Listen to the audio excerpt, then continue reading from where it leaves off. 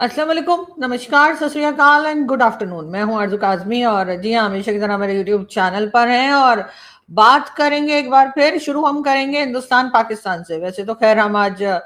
Israel, America और Iran की भी बात करेंगे क्योंकि डोनाल्ड ट्रंप जो है आजकल बड़े परेशान दिखाई दे रहे हैं, तो यकीनन उनकी भी एक दो न्यूज़ जो चल रही हैं वो हम आपको बताएंगे। लेकिन सबसे पहले हिंदुस्तान पाकिस्तान, जी तकरीबन 1 साल हो गया है जिसमें कि हिंदुस्तान और पाकिस्तान के बीच में जो क्लैशेस हुए थे, जो लड़ाई हुई थी या जो अटैक्स हुए थे उसको लेकर, जिसको मार्का हक पाकिस्तान में कहा जाता है, ऑपरेशन सिंदूर हिंदुस्तान के लोग कहते हैं और सभी जानते हैं कि क्या कुछ हुआ था। बहुत अफसोसनाक बात थी जो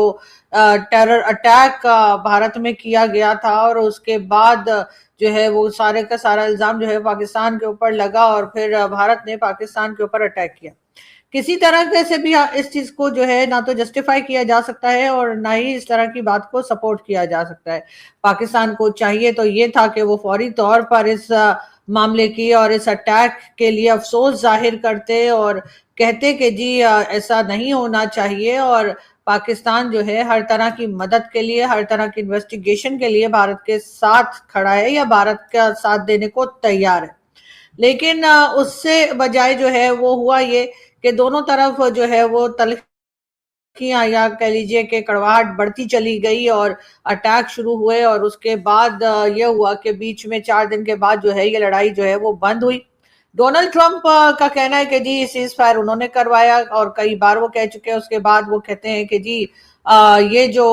11 जहाज गिरे उन्होंने 3 से शुरू किया और 11 तक पहुंचे। डोनाल्ड ट्रंप ने ये नहीं बताया कि ईरान ने उनके कितने जहाज गिरा दिए, लेकिन डोनाल्ड ट्रंप को ये जरूर पता है कि हिंदुस्तान और पाकिस्तान के बीच में जो लड़ाई हुई उसमें कितने फाइटर जेट गिरे या उसमें क्या हुआ। अभी तक हमारे लोग जो हैं 2 दिन से टीवी पर जश्न मना रहे हैं और बहुत बताया जा रहा है कि जी हमने तो जंग जीत ली। खैर हम तो अपने बचपन से और अपनी टेक्स्ट बुक्स में और पाकिस्तानी स्टडीज में भी यही पढ़ते आए हैं कि तमाम जंगें जो हैं वो हमने जीत ली थी। हम जंगों को सेलिब्रेट करते हैं, हम वॉर को और लड़ाई झगड़े को सेलिब्रेट करते हैं। इस पे मुझे थोड़ा सा अजीब लगता है, मुझे ये चीज पसंद नहीं आती कि एक तो आपकी लड़ाई हुई, एक तो आपकी ऐसे लड़ाई नहीं हुई है कि भारत ने आपकी जमीन पे कब्जा करना था या भारत ने आपके खजाने के ऊपर अटैक कर दिया या भारत ने यहाँ पर बहुत कोई रियल अर्थ मिनरल्स जो ट्रंप को दिखाए जाते हैं वो उठा के ले जाने की कोशिश की, बल्कि भारत की तरफ से कहा गया कि जी पाकिस्तान में टेरर कैंप है जिसके ऊपर उन्होंने अटैक किया। इससे पहले ईरान ने भी यही कहा था कि पाकिस्तान में टेरर कैंप है और उसके बाद जो है कई बार ये बात अफगानिस्तान भी कह चुका है और अफगानिस्तान कहता है कि पाकिस्तान की तरफ से टेररिज्म हो रही है, पाकिस्तान कहता है अफगानिस्तान की तरफ से पाकिस्तान में टेररिज्म हो रही है। यही बातें चलती रहती हैं हम, लेकिन उसके बावजूद ना तो हम इस चीज को एक्सेप्ट करते हैं, ना इस चीज के ऊपर कोई काम या कार्रवाई करते हैं। उल्टा हम यही कहते हैं कि नहीं जी यहाँ तो कोई ना टेरर कैंप है और ना ही कोई टेररिस्ट है। तो फिर आखिर यूएन डेजिग्नेटेड टेररिस्ट लिस्ट में हमारे ही लोगों के नाम इतने ज्यादा क्यों हैं? वहां पर भी आवाज नहीं उठाते। अब तो डोनाल्ड ट्रंप से बहुत बातचीत हो गई है, डोनाल्ड ट्रंप बहुत पाकिस्तान को फेवर देने लगे हैं, तो कम से कम हमारे यहाँ से जो लोग डोनाल्ड ट्रंप के यहाँ लंच डिनर या ब्रेकफास्ट करने जाते हैं उनको इतना काम तो करना ही चाहिए कि डोनाल्ड ट्रंप से कहें कि जी हमारे जो मासूम लोग हाफिज सईद और मसूद अजहर या इस किस्म के लोग दूसरे जो जिनके नाम जो है वो टेरर वहां पर यूएन में एज अ डेजिग्नेटेड टेररिस्ट लिखा हुआ है, कम से कम उनके नाम ही हटा दीजिए। उससे कम से कम ये तो होगा कि वो डोनाल्ड ट्रंप उनके नाम हटा देंगे तो हम ये कह सकेंगे कि भाई वहां तो किसी का नाम नहीं है, वहां तो कोई नहीं कह रहा कि पाकिस्तान में टेरर कैंप है या पाकिस्तान में ये टेररिस्ट पाए जाते हैं, चाहे या पाए गए, जिसमें कि उसामा बिन लादेन भी है और भी कई नाम जो है वो लिए जाते हैं। लेकिन पाकिस्तान अब ये भी कहता है कि जी हम सबसे ज्यादा टेरर अटैक जो है वो हमारे ही ऊपर हो रहे हैं, हम जो है वो उस लिस्ट में काफी ऊपर है जिसमें कि टेरर अटैक किए गए। यकीनन नहीं होने चाहिए और अगर आप जैसे मैंने कहा कि एक प्रॉपर तरीके से कार्रवाई करेंगे इन लोगों के ऊपर जो कि टेररिस्ट कहलाते हैं, जिन्हें सारी दुनिया टेररिस्ट मानती है, लेकिन हमारे यहाँ इनको बहुत ही शरीफ लोग बताया जाता है, हमारे यहाँ इनको बताया जाता है जी ये तो बहुत ही अजीम लोग हैं और ये तो टेररिस्ट नहीं है। बल्कि अगर हमें अपने यहाँ कुछ कमी महसूस होती है कि कुछ टेररिस्ट हमारे यहाँ कम रह गए, 2-4 और होने चाहिए, तो फिर हम कनाडा भी पहुंच जाते हैं और वहां जाके खालिस्तान کہ جو لوگ ہیں یا خالستان کا جو ڈیمانڈ کر رہے ہیں وہ اس طرح کے ٹیررسٹ جو کہتے ہیں کبھی پارلیمنٹ اڑا دیں گے, کبھی ایئر انڈیا کو اٹیک کر دیں گے, اس قسم کی باتیں کرتے ہیں, تو ان کو بھی ہم سپورٹ کرنے لگتے ہیں اور اپنے ٹی وی چینلز پہ دکھانے لگ جاتے ہیں. بہرحال ہمیں ان چیزوں سے نکلنا ہوگا, ہمیں ان چیزوں سے آگے بڑھنا ہوگا اور اپنے آپ کو ثابت کرنا ہوگا, اور اس کے لیے یقیناً اس طرح کے لوگ جو ہیں ان کے ایک تو ٹی وی پر ان کو نہ لائیں, اور دوسرا یہ کہ ظاہر ہے کہ ان کے اوپر کارروائی بھی کی جائے, تبھی کچھ ہوگا. ویسے تو خیر جیسا میں نے کہا کہ ہم جنگیں اور لڑائیاں سیلیبریٹ کرنے والے لوگ ہیں, اسی لیے شاید ہمارے یہاں جو سب سے ہمارا جو بڑا کہہ لیجیے نیوز پیپر ہے اس کا نام ہی جنگ ہے, یعنی ڈیلی جنگ. ڈیلی جنگ جو ہے وہ پاکستان کا اس وقت سب سے زیادہ بکنے والا, سب سے زیادہ چلنے والا, سب سے فیمس اور سب سے بڑا جو ہے وہ نیوز پیپر کہلاتا ہے اردو کا. اور ڈان جو ہے وہ تو خیر انگلش کا ہے, لیکن ڈان والے اتنی نفرتیں نہیں پھیلاتے جتنا کہ یہ جنگ والے نے تو نام ہی جنگ رکھا ہے. اس کا مطلب ہے ہم ہر وقت جنگ کے لیے تیار رہتے ہیں, ہم ہر وقت لڑنے کے لیے تیار رہتے ہیں. ہمارے سے آپ نے کبھی نہیں سنا ہوگا اکثر, بلکہ ہمارے جو منسٹرز ہیں ان سے آپ نے اکثر یہ سنا ہوگا کہ وہ کہتے ہیں ہم نے پاؤ کے بم بنا لیے, ہم چائنا سے میزائلز لے رہے ہیں, ہم چائنا سے جو ہے وہ کہہ لیجیے کہ فائٹر جیٹ لے رہے ہیں. ابھی کل ہی میں نے ایک شو کیا تھا ڈاکٹر قمر چیمہ کے ساتھ, تو وہ کہہ رہے تھے کہ چائنا جو میزائلز بناتا ہے اور چائنا جو فائٹر جیٹ بناتا ہے وہ ہمیں دے دیتا ہے تاکہ ہم ان کو ٹیسٹ کر سکیں اور ہم پتہ لگا سکیں کہ انہوں نے جو چیزیں بنائی ہیں وہ سب سے پہلے ہمیں ہی دیتے ہیں, وہی مارکٹ والی, چاہے وہ میزائلز ہوں چاہے فائٹر جیٹ ہوں, تاکہ یہ پتہ لگایا جا سکے کہ وہ کیسی, ان کی پرفارمنس کیسی ہے. اور اس کے لیے وہ چاہتے ہیں کہ ہم بھارت سے لڑیں, ہم بھارت سے لڑیں گے تو پھر وہ میزائلز چلیں گے, ہم بھارت سے لڑیں گے تو فائٹر جیٹ چلیں گے, اور اس طرح کے کام جو ہے وہ چائنا ہم سے لیتا ہے. اب یہ بات تو خیر دنیا جانتی ہے کہ چائنا ہم سے کام لیتا ہے, لیکن خیر اگر قمر چیمہ صاحب یہ بات مان گئے ہیں تو یقیناً ایک بہت بڑی بات ہے. لیکن اسی کے ساتھ ساتھ ہم نے کئی بار کہا کہ جی ہم نے میزائلز جو ہیں وہ بنائے ہیں, ہم نے اس میزائل کا ایکسپیریمنٹ کیا ہے, اس میزائل کا ایکسپیریمنٹ کیا ہے. ہمارے یہاں پاؤ کے بم ہیں, اور وہ پاؤ کے بم بھی ایسے ہیں کہ جو ہم پھینکیں گے تو وہ صرف ہندو آبادی جو ہے, ہندو پاپولیشن کو ہی مارے گی اور مسلمان بچ جائیں گے. اب پتہ نہیں یہ والا جو راکٹ سائنس ہے یہ میری سمجھ میں تو نہیں آئی, جو شیخ رشید صاحب نے کسی زمانے میں کہی تھی. لیکن ہم نے کبھی یہ نہیں کہا کہ ہم نے کوئی ویکسین بنا لی ہے جس سے لوگوں کی جان بچائی جا سکے گی. ہم نے کووڈ ویکسین تک جو ہے وہ بھارت سے لی تھی, اور ہم نے خود ہم نہیں بنا پائے تھے اور ہمارے پاس نہیں تھی. اور اس وقت ہمیں, جس وقت بری طرح سے کووڈ پھیلا ہوا تھا, اس زمانے میں بھارت نے ہمیں وہ کووڈ ویکسین دے دی تھی, اور انہوں نے کوئی اعتراض نہیں کیا تھا کہ یہ تو وہ لوگ ہیں جو ہر وقت ہمارے سے لڑتے رہتے ہیں یا ہمارے پہ اٹیک ہوتے رہتے ہیں یا ہماری ان سے نہیں بنتی ہے, انہوں نے اس وقت دے دیے تھے. لیکن ہمارے یہاں کبھی بھی ایسی کوئی چیز نہیں بنائی گئی جس کو ہم پراؤڈلی کہہ سکیں کہ اس سے انسانیت کا کوئی بھلا ہوا ہے. ہم نے کوئی ویکسین ایسی بنا دی ہے, ہم نے کوئی بک ایسی لکھ دی ہے, ہم نے کوئی ایجوکیشن سسٹم ایسا بنا دیا ہے جس سے دنیا کو فائدہ ہو رہا ہے, ہم نے کچھ ایسا کیا ہو جس سے دنیا کی بھلائی ہو رہی ہو. نہیں, ہم صرف ایسی ہی چیزیں بتاتے ہیں جس سے دنیا میں مزید لڑائی جھگڑے بڑھتے ہیں یا لوگوں کی جانیں جاتی ہیں. ایک طرف تو ہم بہت دعوے کرتے ہیں کہ جی ہم نے تو لڑائی ختم کروا دی ہے ایران اور امریکہ کی, اور ہم نے تو جی پیس ٹاک کروایا. بہت اچھی بات ہے آپ نے پیس ٹاک کروایا, لیکن پیس ٹاک کروا کون رہا ہے جس کی اپنی لڑائیاں ختم نہیں ہوتی, جن کے اپنے جھگڑے جو ہے وہ چلتے چلے جا رہے ہیں اور کہیں رکنے کا نام ہی نہیں لے رہا ہے, جو بار بار اب اس انتظار میں. پہلے تو یہ انتظار کرتے رہے کہ جی آپریشن سندور 2 کب ہوگا. یہ شاید پہلی بار ایسے کوئی لوگ میں نے دیکھے جن کو اس بات کا انتظار ہے کہ دوسرا ہمارے اوپر اٹیک کر دے, دوسرا ہمارے اوپر جو ہے میزائلز چلا دے. کیوں, کس لیے؟ تاکہ آپ پبلک کو چپ کرا سکیں, تاکہ پبلک آپ سے یہ نہ پوچھے کہ فیول پرائس کیوں بڑھ رہی ہے, کنٹری میں مہنگائی کیوں بڑھ رہی ہے, اور ہیلتھ سیکٹر میں کوئی چیزیں لوگوں کو کیوں نہیں ملتی, یا لوگ کیوں پریشان ہیں, لوگوں کے پاس جابز کیوں نہیں ہیں, لوگوں کے پاس ایجوکیشن سسٹم کیوں نہیں ہے. یہاں پر یہ تمام باتیں کوئی نہ پوچھ سکے. اس کے لیے ان کی بڑی خواہش ہے کہ ہر کچھ دن کے بعد جو ہے بھارت اٹیک کر دے, تاکہ ہم یہ کہیں کہ جی تمہیں اپنی جاب کی پڑی ہے, تمہیں روٹی کھانے کی پڑی ہے, ایجوکیشن کی پڑی ہے, دیکھو بھارت ہمارے اوپر اٹیک کر رہا ہے. لیکن یہ والا چورن اب بکنے والا نہیں ہے. یہاں پر شیما کرمانی جیسی آرٹسٹ جن کی ایج بھی اب 75 ایئرز ہے, اور جو بہترین طریقے سے آرٹسٹ ہیں پاکستان میں اور کئی ایوارڈز لے چکی ہیں, وہ اگر نکلتی ہیں عورت مارچ میں یا فیمیلز رائٹس کے لیے اگر جو پروٹیسٹ ہو رہا ہے یا بالکل پرامن قسم کا مارچ ہو رہا ہے اس میں نکلتی ہیں تو ان کو جس طرح سے ہمارے پولیس والے گھسیٹ کے اور اریسٹ کر کے اور لے جایا جاتا ہے اس کے اوپر خیر آج چیف منسٹر جو ہے سندھ کے انہوں نے معافی مانگ لی ہے. لیکن کیا ان کے معافی مانگ لینے سے جو تکلیف انہوں نے سہی شیما کرمانی صاحبہ نے, جو انسلٹ انہوں نے سہی, کیا وہ بھی ختم ہو جائے گی؟ کیا اس کے لیے بھی کہہ دیا جائے گا کہ ہاں جی اب تو سب کچھ ٹھیک ہو گیا ہے؟ ایسا نہیں ہوگا. لیکن ظاہر ہے کہ ہمارے یہاں یہ ایک طریقہ رہا ہے, اگر جس وقت پولیس یہ سارے ایکشن کر رہی تھی اس وقت سندھ کی گورنمنٹ کہاں تھی, اس وقت لوگ کہاں تھے, اور جو یہ کر رہے تھے ان کے بھی گھر میں کوئی بزرگ ہوں گی, ان کے بھی گھر میں کوئی ماں ہوں گی, کوئی ان کے بڑے ہوں گے, ان کو شرم نہیں آئی ان کے ساتھ یہ سب کچھ کرتے ہوئے؟ لیکن ظاہر ہے کہ ہمارے یہاں یہ سب کچھ چلتا ہے اور بعد میں ایک ورڈ سوری جی معذرت چاہتے ہیں کہہ کر اور لوگ اپنا پلہ جھاڑ لیتے ہیں. ہمارے یہاں پاکستان میں اگر ہم نے بنائے ہیں تو ہم نے نہ تو کوئی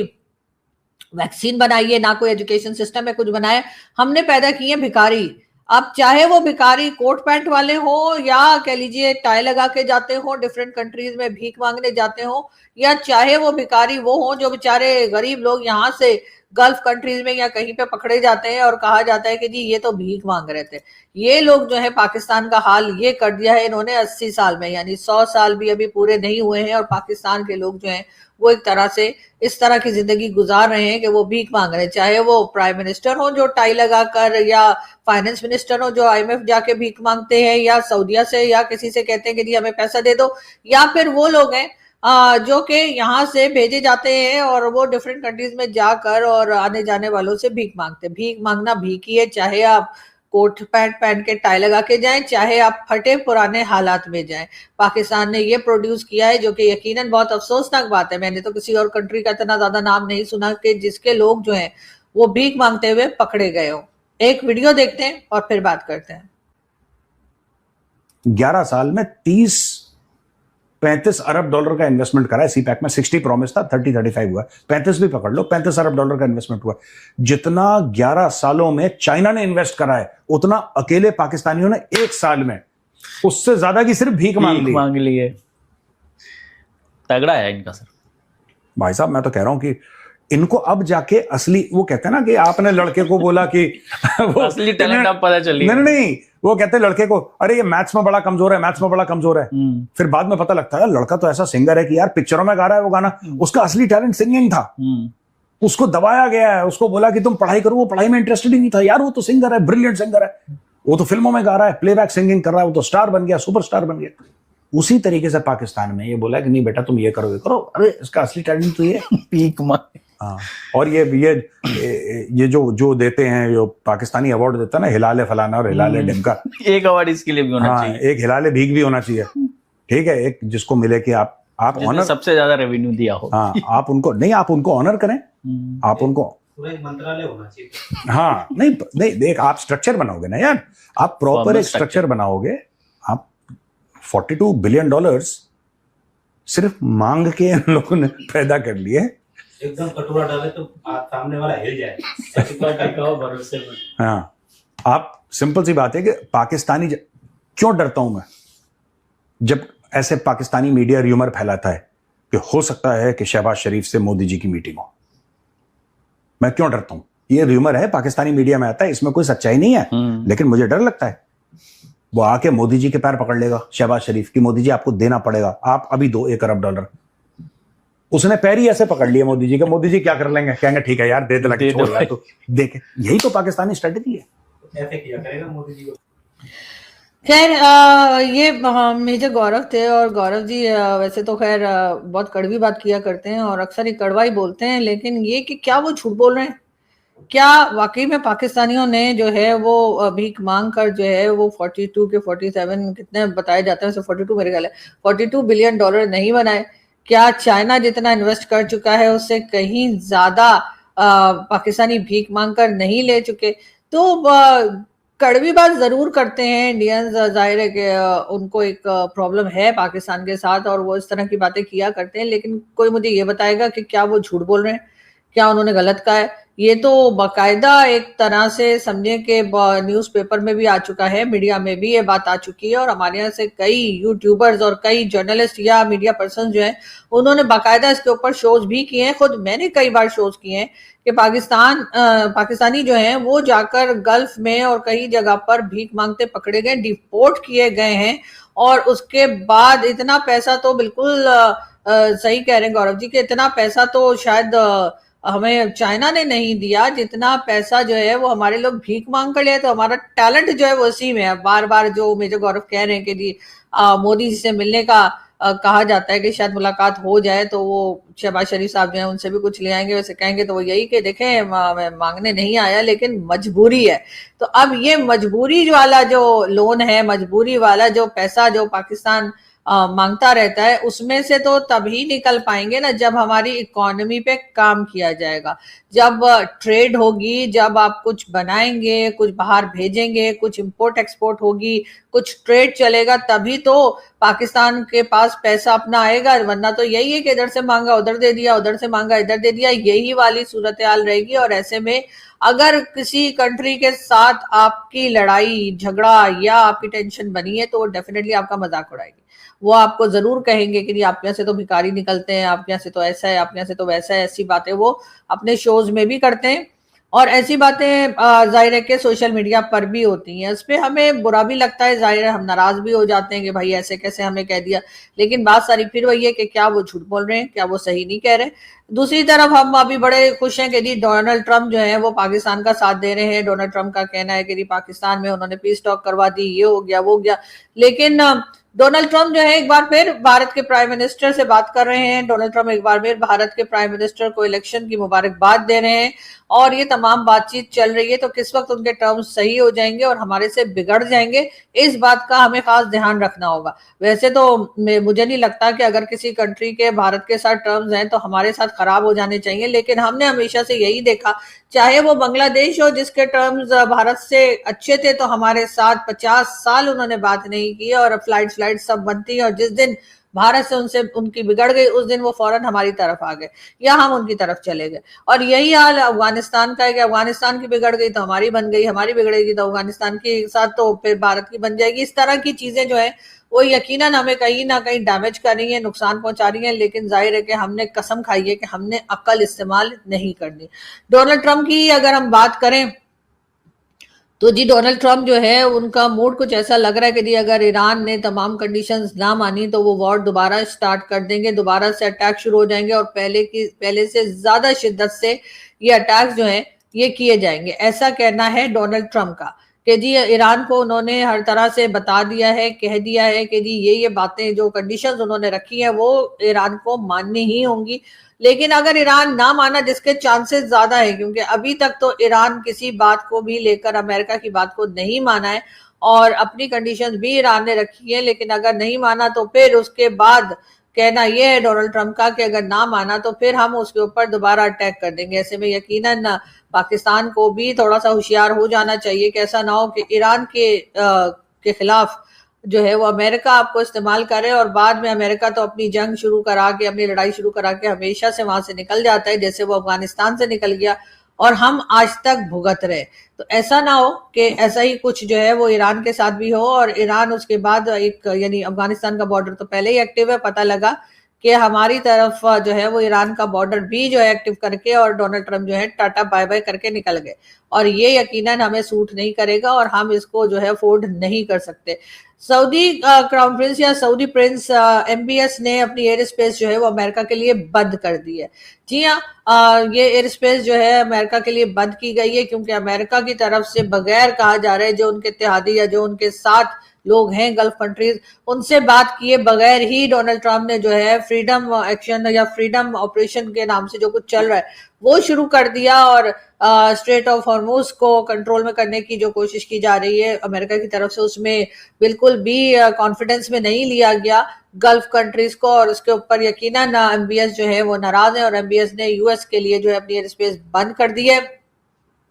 باقی اسرائیل کے اٹیکس چل رہے ہیں، اسرائیل بیروت پر بھی اٹیک کر رہا ہے، اسرائیل لبنان پہ بھی اٹیک کر رہا ہے. اسرائیل نے وہ جو سیز فائر ہوا تھا اس میں میرے خیال ہے اسرائیل کو شامل ہی شاید نہیں کیا گیا، اس لیے کہ جس وقت یہاں پہ پیس ٹاک چل رہی تھی پاکستان میں اس وقت بھی اسرائیل کے اٹیکس جو تھے وہ چلتے چلے جا رہے تھے اور کوئی روکنے والا ٹوکنے والا موجود نہیں تھا. اور ڈونلڈ ٹرمپ تو ویسے بھی اسرائیل کو کچھ نہیں کہتے تو ظاہر ہے، بلکہ وہ تو ساتھ دیتے ہیں اسرائیل کا. ایسے میں پاکستان کو سوچ لینا چاہیے کہ اگر آپ امریکہ کے ساتھ کھڑے ہیں تو اس کا مطلب ہے کہ آپ اسرائیل کے ساتھ کھڑے ہیں. تو پھر اگر آپ اسرائیل کے ساتھ کھڑے ہیں تو پھر اس کا مطلب ہے کہ ایران والے ڈھکن تو ہے نہیں کہ ان کو سمجھ نہیں آئے گا کہ آپ کیا کر رہے ہیں. تو یہ جو ڈبل گیم ہمیشہ سے کھیلتے چلے آ رہے ہیں اس کا نقصان جو ہے وہ اٹھانا پڑ سکتا ہے. تو پاکستان کو تھوڑا سا اپنے آپ کو سنبھالنا ہوگا اور اپنی انڈیپینڈنٹ فورن پالیسی جو ہے وہ بنانی ہوگی، نہ کہ آپ کبھی چائنا کی مرضی سے چل رہے ہیں اور بھارت سے پنگے لے رہے ہیں اور کبھی آپ امریکہ کی مرضی سے چلتے ہوئے آپ ایران کے ساتھ جھگڑا مول لے رہے ہیں. اس کا نقصان صرف اور صرف پاکستان کو ہوگا. اس چیز کا خیال ان لوگوں کو رکھنا چاہیے جو پاکستان چلاتے ہیں، پالیسیز بناتے ہیں، فیصلے کرتے ہیں، پاکستان کو اپنے ابا کی جاگیر سمجھتے ہیں. ان لوگوں کو جو ہے یہ سب کچھ دیکھنا چاہیے اور تھوڑا سا سنبھل کے چلنا چاہیے. بہرحال یہاں سے ہم چلتے ہیں اور آپ سے ملاقات ہوگی نیکسٹ ویڈیو میں. اپنا بہت سارا خیال رکھیے گا، ہنستے رہیے، مسکراتے رہیے اور دعا کیجیے ہر جگہ امن رہے. Thank you.